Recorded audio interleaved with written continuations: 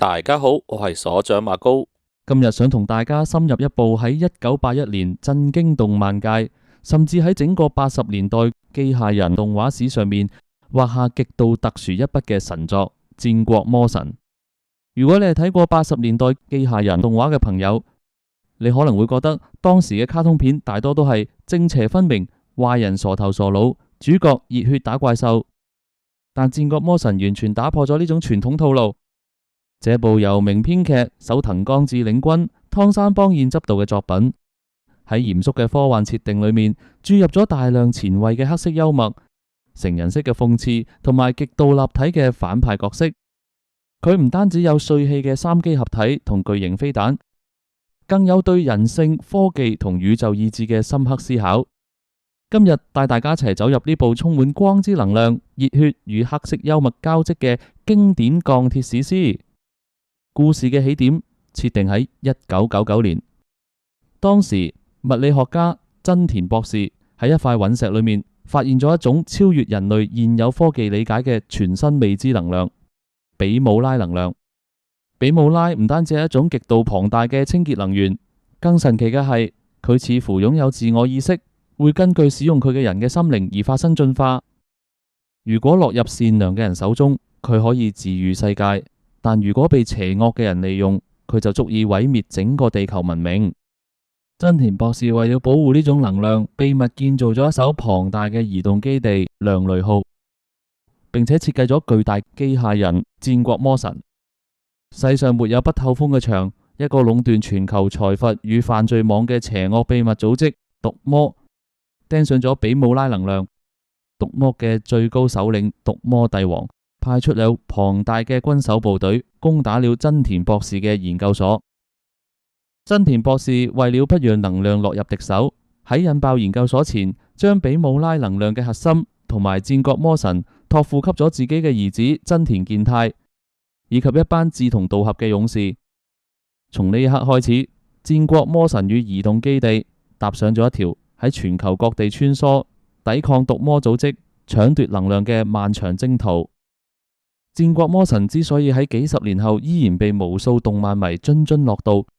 最核心嘅原因之一就係佢嗰班極度生動甚至帶點荒謬感嘅角色。駕駛戰國魔神嘅三位主角完全冇傳統英雄嘅高高在上，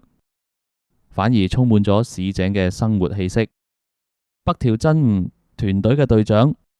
亦係主戰機嘅駕駛員。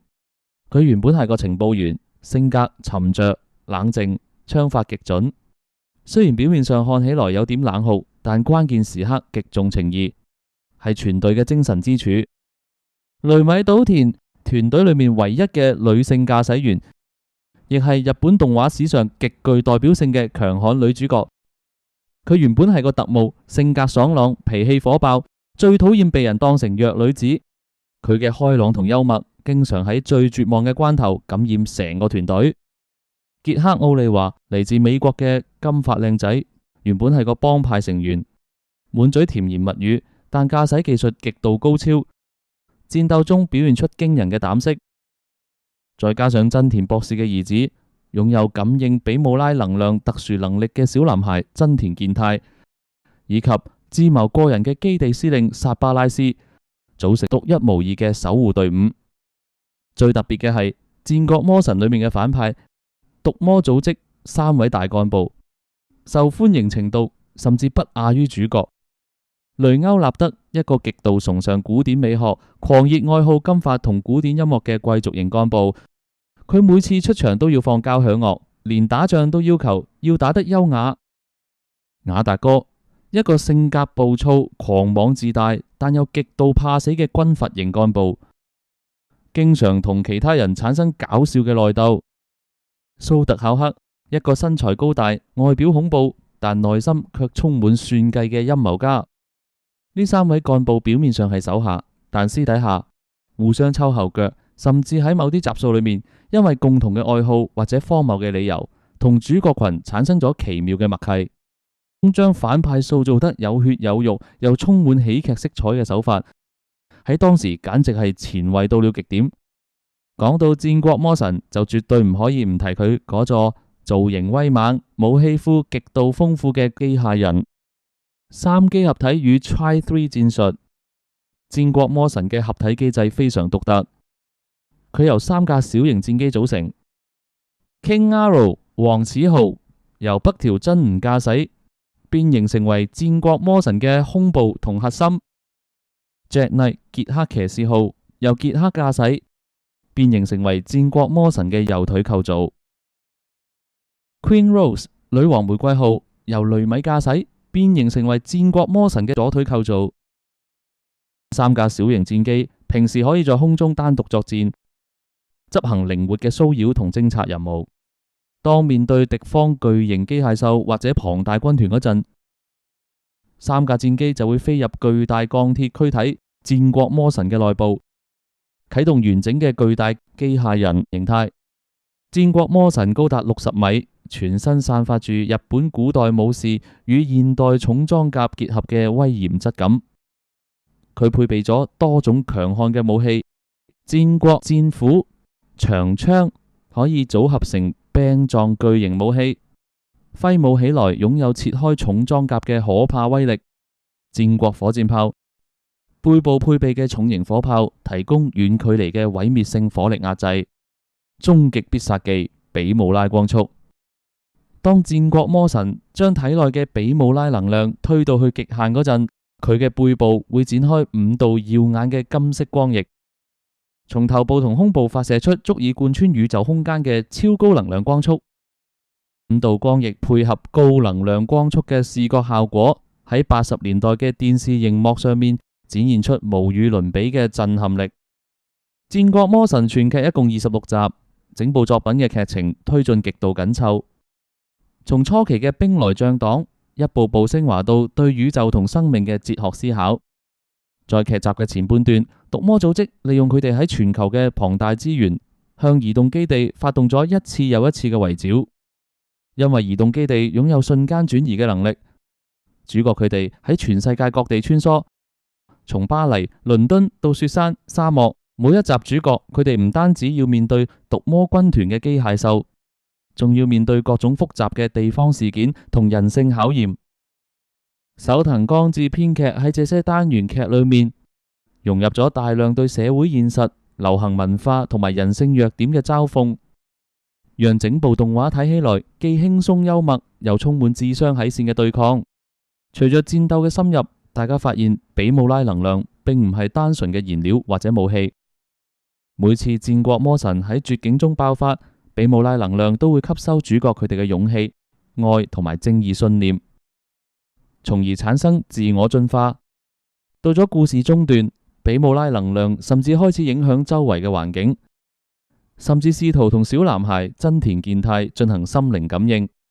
毒魔帝王意識到了這一點，明白如果讓比姆拉能量完成最終進化，